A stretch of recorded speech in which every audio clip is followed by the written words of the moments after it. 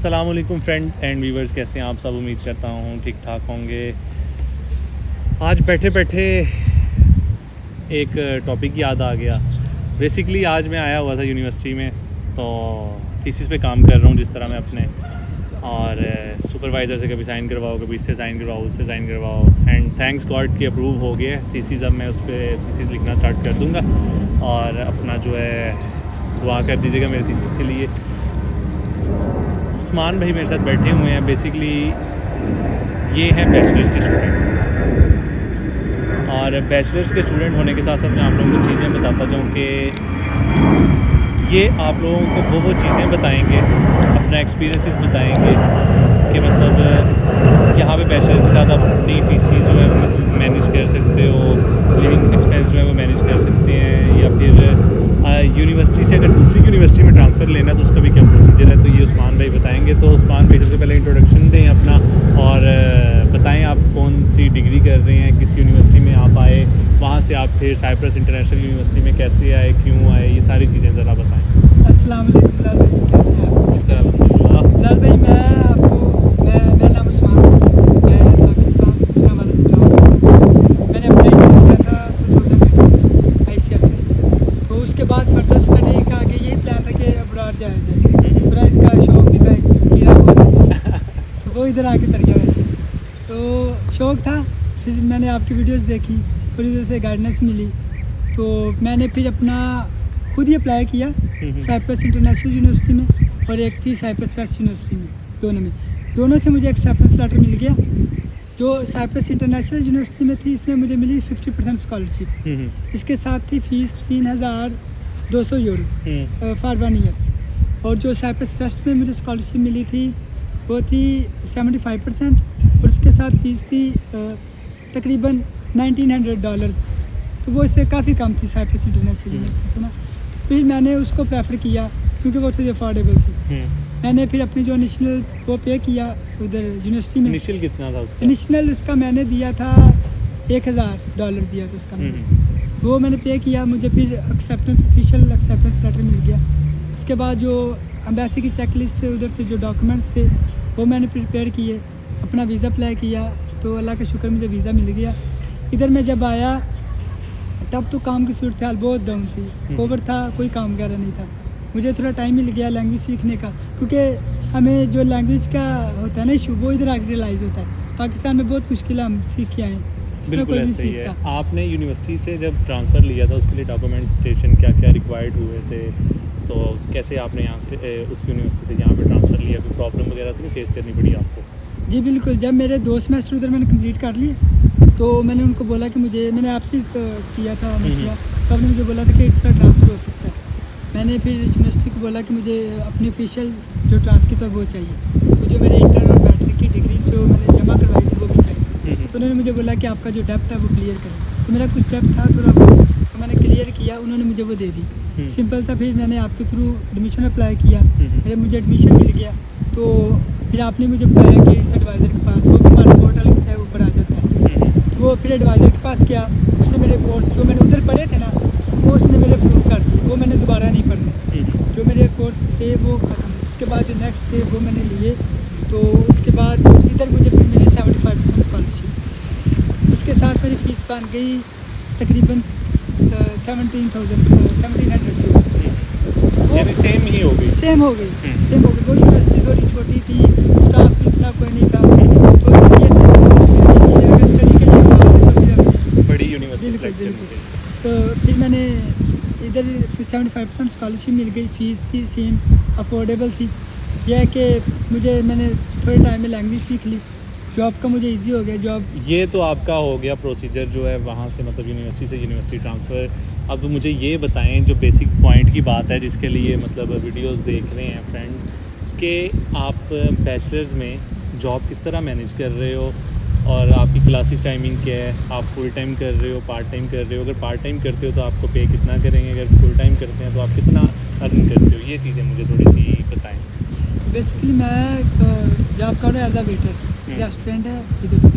तो उधर मेरी जॉब स्टार्ट होती है शाम को 6 बजे, और रात को मैं 8 घंटे काम करता हूँ।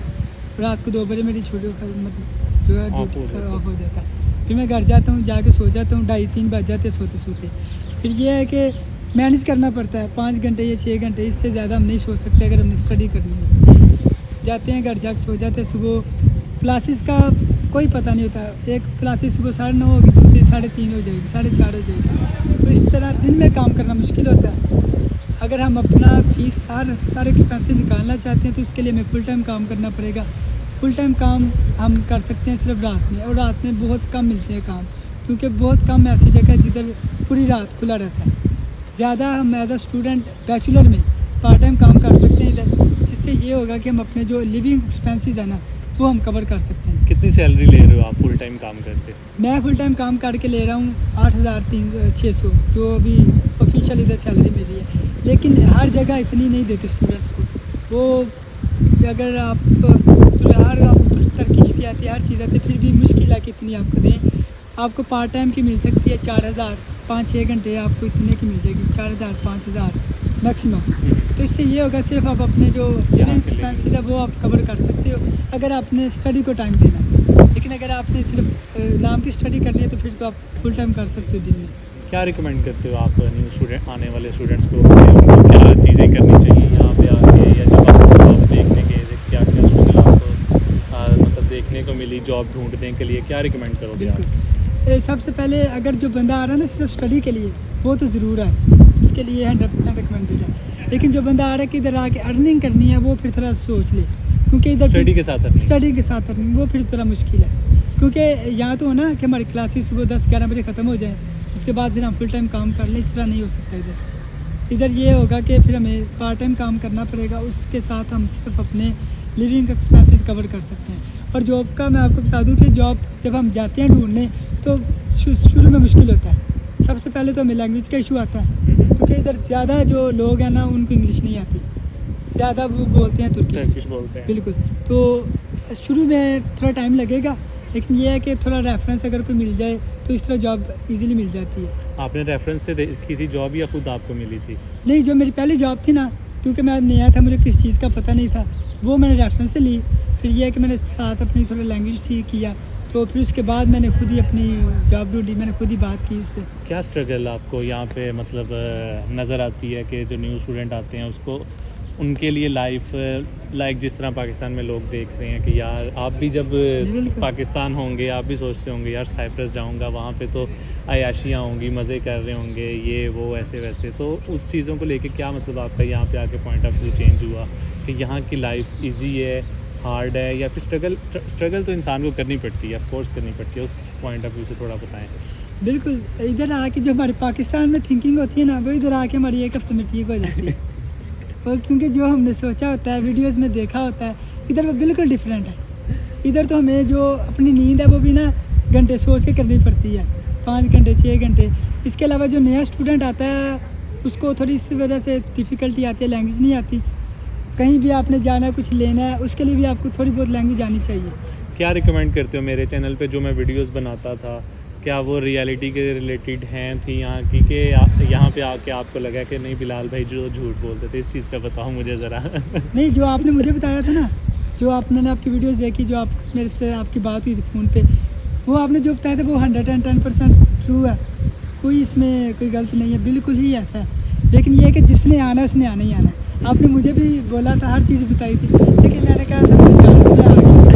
लेकिन लक पे डिपेंड करता है, अगर आपकी लक आपका साथ देती है तो कोई चीज़ मुश्किल नहीं, लेकिन स्ट्रगल के अलावा आपको कुछ नहीं मिलेगा, स्ट्रगल करनी। बिल्कुल बैठे हुए थे तो मौसम भी इतना मज़ेदार है, तो मैं आज सोच रहा था कि यार पाकिस्तान में जब ईद होती थी तो मैं फ्रांस सिटी में जाता था। मैं बता रहा था अभी उस्मान भाई को कि यार बड़ी मज़े की उधर मेरी ईदें होती थी, इधर जा रहे हैं कभी उस सिटी में चले। तो मुझसे आगे कहते हैं बिलाल भाई आप यहाँ पे किस सिटी में जाते हैं ईद करने?